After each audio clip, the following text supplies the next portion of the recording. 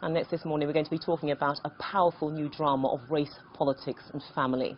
The Long Road South is set against the civil rights movement in 1960s Indiana. The play is part of the Hopefull repertory season here in London this month.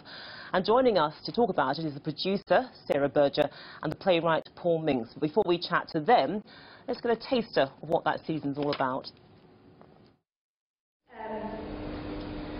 But I've been practicing with my dolls, and I'm ready to fill my duties after we marry. Now kiss me back and make it official. Mr. and Mrs. Andre White. And not on the forehead either, kiss me full on the lips. Stop trying things like this. Do you understand? He says it's a family play, so it ends up being about everybody's family. And it's also a play about freedom, personal freedom, political freedom, and wanting to be somebody else. And now relationships can get entangled in them and you can't go free. So although it's set in a particular period, it's really timeless in a great tradition of really good plays. I'll give you a text from my rotten chocolate. Just stand up. I know how you like the chocolate. 50 years ago was when the Civil Rights Act was signed. So there's two kind of parallels, and it's funny because there's two kind of parallels in the home theatre with audiences on either side, but there's two parallels going on in the play. One in the struggle of family and one in the struggle of race in America. OK, so there you have it. That was the play. And guys, I mean, that was incredibly intense, because obviously we saw what was going on in the rehearsal, but just to get a sense of what you're going to see on the stage, there's no holds barred there. No, I mean, it's always very interesting, I think, to watch part of the rehearsal process. I mean, Paul has written this amazing play, which takes a look at something that you related to personally, didn't you? Yes, it's about two domestic workers who worked for my family when I was growing up, and I became very close to the gentleman who plays the lead in the play. He was a timid man, and he wanted to, this is during the American Civil Rights Movement, he wanted to go down south and be part of it. He wanted to register voters, he wanted to make his contribution, but he didn't know if he could or not. He wasn't courageous, you know, at least that's what he said about himself. Why do you think he lacked that courage? I think he was from a different generation, and he wasn't from a generation which was so empowered. And it took him quite a while during the length of the play to empower himself and find out that he too can make a contribution, just like, you know, we all can in things like this. But he's also very attached to a little girl, as you saw in the clip, and she's in love with him. And really, the girl Ivy. Yes, Ivy, yes. She doesn't want him to go and thinks her world's going to end if he goes. And it's about him extracting himself from both familial and emotional ties, you know, in this family. Yeah, because it's almost misleading, Sarah, just to say that this is just about the civil rights movement, because there are so many layers running through this. You've got the mother who's afraid of losing her looks. You've got the father who's the head of the household, and this sense of somehow the power is slipping through his fingers, that perhaps will be less of a man.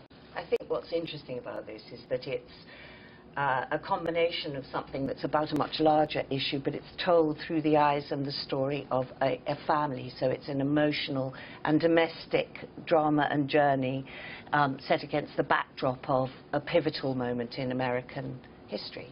Which never really goes away, given what's happening in St. Louis, and we actually had the shooting of this young boy, Michael Brown. So perhaps that gives that message an even greater poignancy. Perhaps it magnifies it in some way. I think it shows how relevant it is and will always be. I mean, I think it's one of the primary issues of our time, isn't it? I suppose as well that from an American perspective, the civil rights movement, it has never lost its potency. People will always be talking about it. It's one of those things which will never be relegated to a footnote on a historical page. Yeah, I think so. I mean, it was one of, you know, I love my original country, but it is one of the stains, slavery and what's left from that culturally in America. So we're constantly going to be taking a look at that. I mean, you can just when you think we've made a lot of progress, then, you know, Ferguson comes along, for instance, and you realize perhaps we haven't made as much progress as we had hoped.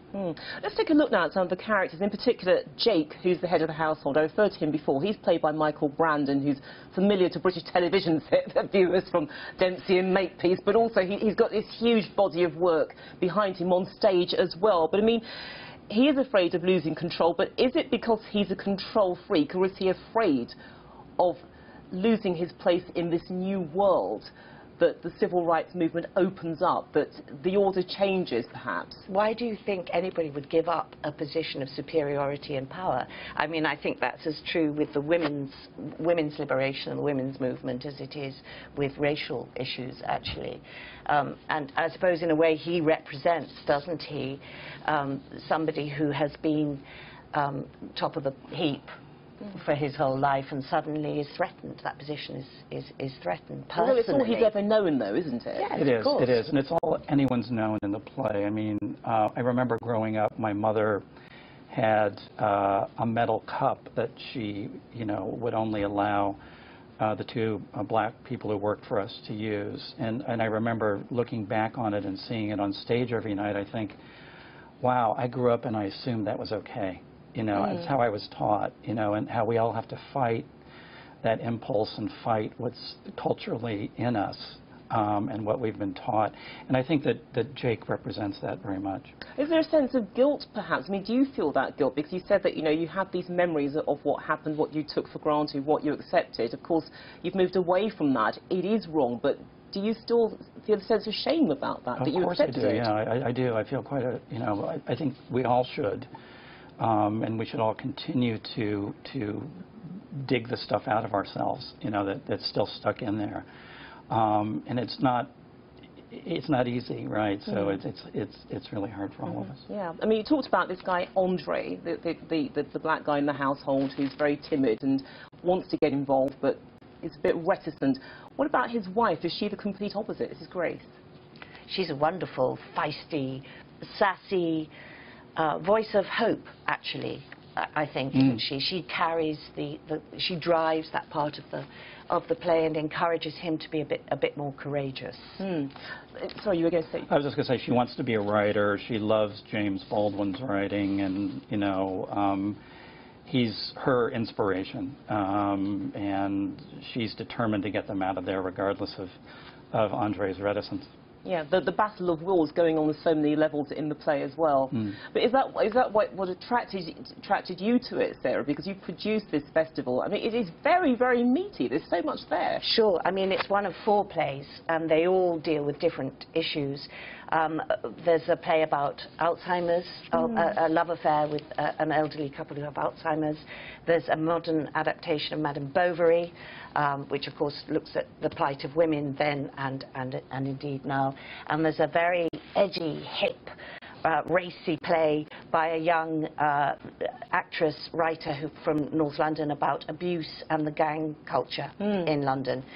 So it's one of a series of issues that we hoped would appeal to a broad range of audiences and get people who might not necessarily see the theatre as part of their day-to-day ongoing cultural experience. And it's been fascinating, actually, the breadth of audiences that we've got in and the response that we've had as a result of that. That's brilliant. We've got about 20 seconds left, so very, very briefly, can you tell us a little bit more about the season, when it's happening and where? It's at the Hope Theatre in Upper Street in Islington. It has 15 actors involved in it, from 15 to 70, and it finishes on Saturday. Brilliant. We'll leave it there, but thank you so much for coming into this Day Live. Great, thank you. Thank you.